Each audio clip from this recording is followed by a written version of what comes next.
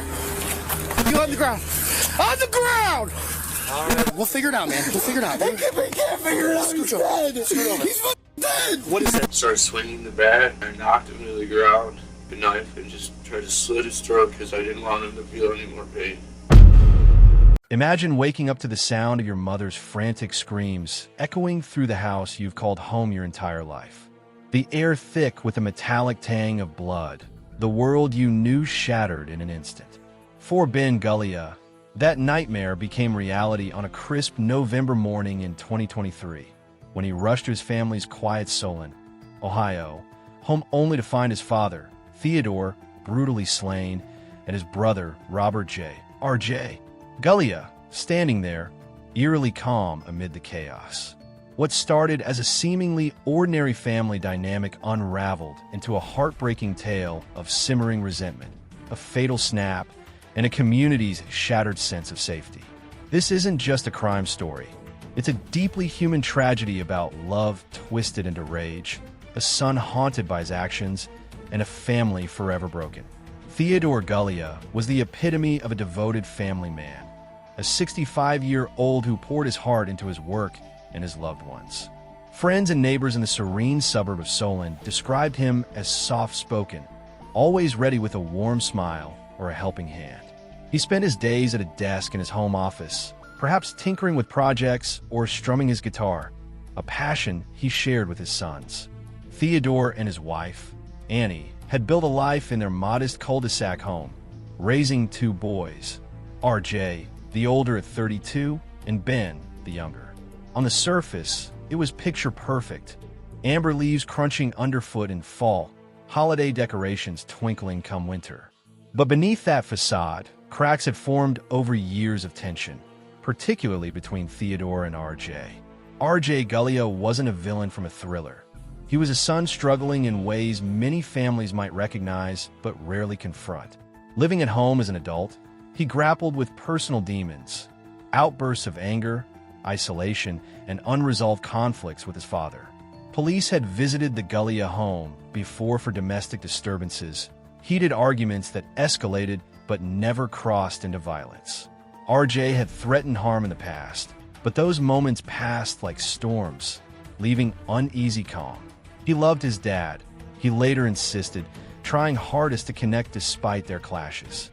Theodore, known for being hard to get along with at times, perhaps pushed back in ways that fueled the fire. It was the kind of family friction that simmers unspoken until one night it boiled over.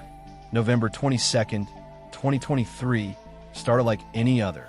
Annie had spent the previous day with her daughter, Claire, preparing for the holidays, staying overnight and returning around 10 a.m. Theodore was home alone with RJ the night before, a routine setup. But sometime in the quiet hours, something inside RJ fractured.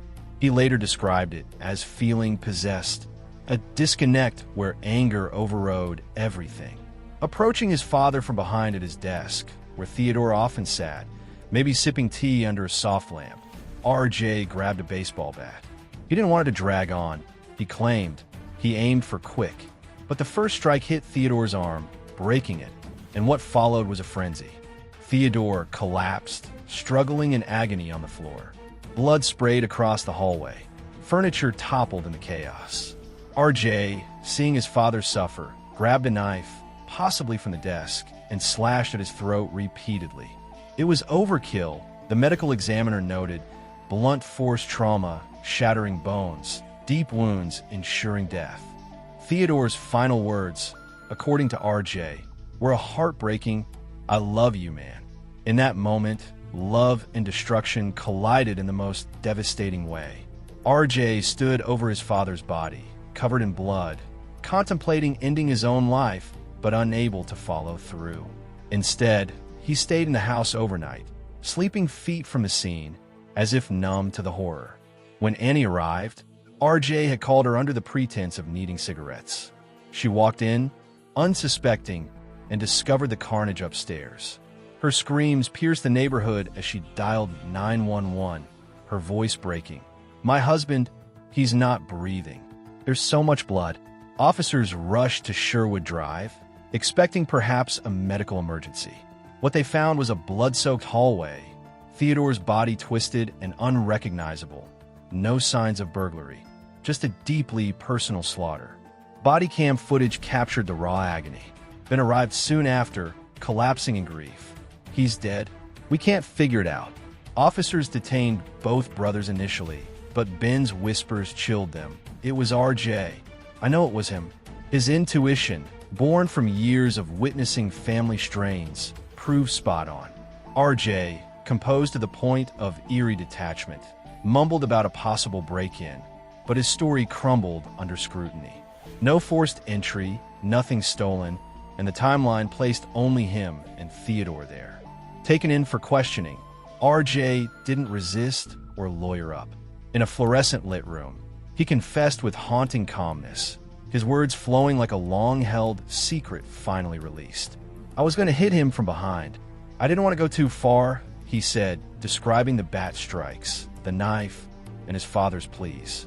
I took a knife and just tried to slit his throat because I didn't want him to feel any more pain. He expressed remorse, insisting he loved his dad most, cared deepest. I don't know how I didn't take my life seeing my dad like that. I wasn't even that angry. It's just, I don't know, like I was possessed. Detectives, seasoned as they were, left shaken, not by the gore, but by the quiet unraveling of Son's mind. Forensic evidence sealed it. Blood spatter matching the study attack. DNA on the weapons. No third-party traces. Charged initially with aggravated murder, RJ pleaded guilty in November 2024 to involuntary manslaughter, felonious assault, and abuse of a corpse.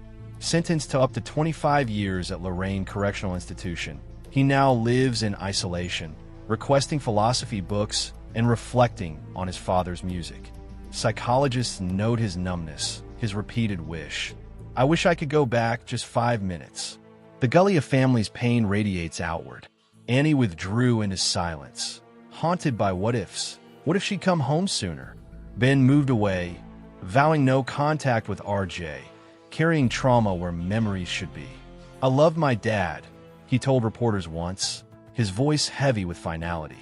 The community, once a haven of waving neighbors and synchronized porch lights, grappled with unease. Schools boosted counseling, domestic violence programs gained funding, parents opened dialogues with kids. Solon learned that darkness doesn't always lurk in shadows. Sometimes it shares your dinner table, your bloodline. Theodore's legacy endures in small ways. A dusty guitar in an empty study, family portraits gathering dust. His death sparked conversations about mental health, family fractures, and the signs we overlook: cold stares, unresolved arguments, silent pleas for help. RJ's actions weren't monstrous in isolation. They stemmed from human flaws amplified by neglect. Why did he snap? Years of pressure? Undiagnosed issues? A moment of madness? Answers remain elusive, but the lesson is clear. Intervene before hindsight arrives too late. In remembering Theodore, not as a victim, but as a father who played guitar and built a life, we honor the human cost. For Annie, Ben, and even RJ, trapped in regret, this tragedy underscores our shared fragility.